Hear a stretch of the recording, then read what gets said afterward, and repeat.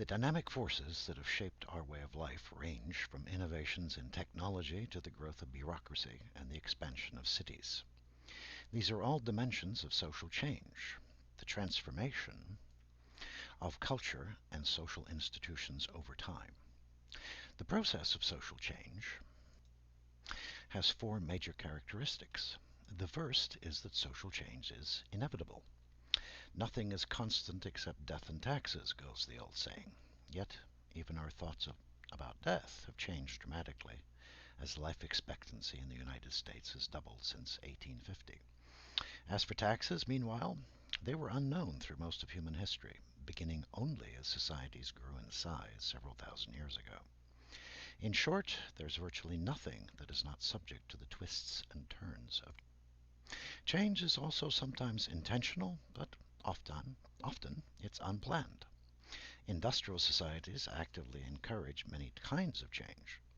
For example, scientists seek more efficient forms of energy, and advertisers try to convince us that life is incomplete without this or that new gadget.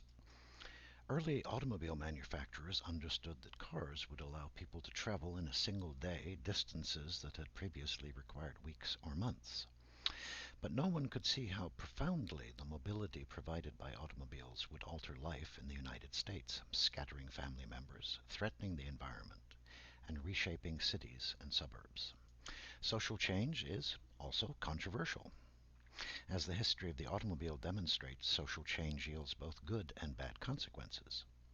Capitalists, for example, welcomed the Industrial Revolution because advancing technology advanced productivity and swelled profits.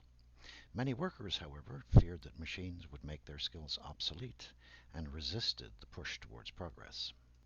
Finally, some changes matter more than others. Some changes, such as clothing fads, have only passing significance, whereas other innovations, like computers, unleash changes that transform the entire world and last for generations. Why does change take place? There are three important sources of cultural change. The first is culture and change. Within culture, the first thing is invention. It produces new objects, new ideas, and social patterns. Second, within culture, discovery occurs when people take note of existing elements of the world. Medical advances, for example, offer a growing understanding of the human body.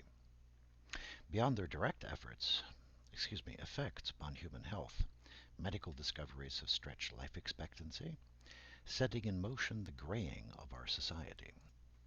And third, through diffusion, change is created as products, people, and information spread from one culture to another. For example, many familiar elements of our culture come from other lands. Cloth was developed in Asia, clocks were invented in Europe, coins were created in Turkey, and they've all become part of our way of life. There are other reasons, of course, for social change. Tension and conflict in a society also produces change. Karl Marx saw class conflict as the engine that drives societies from one historical era to another. In industrial capitalist societies, he explained, struggle between capitalists and workers propel societies toward a socialist system of production. In the century since Marx's death, the model has proven rather simplistic. However, he correctly foresaw that social conflict arising from inequality, involving race and gender as well as class, would force changes in every society, including our own.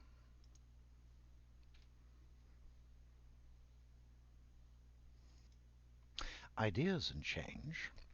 Let's see, Max Weber contributed to our understanding of social change. He acknowledged, for example, that conflict could bring about change, but he traced the roots of most social change to ideas. For example, people with charisma can carry a message that sometimes changes the world. Weber highlighted the importance of ideas by showing how the religious beliefs of early Protestants set the stage for the spread of industrial capitalism. Ideas also play a major role in the direction of social movements. Social movements cover social justice issues, for example, improving the lives of the poor and oppressed people. The gay rights movement, for example, also draws strength from people who believe that lesbians and gay men should enjoy the same rights and opportunities as the heterosexual majority. Thinking back also to the 1960s, we had equality movements for the sexes and for the races. In terms of demographic change, population growth is yet another important dimension of social change, since it alters many related social patterns. Migration within and among societies is another demographic factor that promotes change. For example, between 1870 and 1930, tens of millions of immigrants entered the industrial cities in the United States. A central concept in the study of social change is modernity, social patterns that are linked to industrialization. In everyday usage, modernity, its Latin root means lately, designates the present in relation to the past. Sociologists include in this catch-all concept the social patterns set in motion by the Industrial Revolution beginning in Western Europe in the mid-18th century. Modernization, then, is the process of social change initiated by industrialization. There are four dimensions to modernity. The first is the decline of small traditional communities. Modernity involves the progressive weakening, if not destruction, of the relatively cohesive communities in which human beings have found solidarity and meaning throughout most of history. Modernity also means the expansion of personal choice. Members of traditional pre-industrial societies viewed their lives as shaped by forces beyond human control, gods, spirits, or simply fate. But as the power of tradition erodes, people come to see their lives as a series of options, a process called individualization.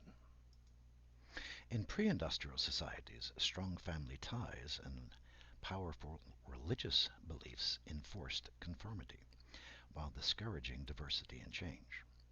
Modernization promotes a more rational scientific worldview as tradition loses its hold, and people gain more and more individual choice. Finally, when it comes to modernity, pre-modern people focused on the past. People in modern societies think more about the future. Modern people are not only forward-looking, but optimistic that new inventions and discoveries will improve their lives. Finally, recall that modernization touched off the development of sociology itself.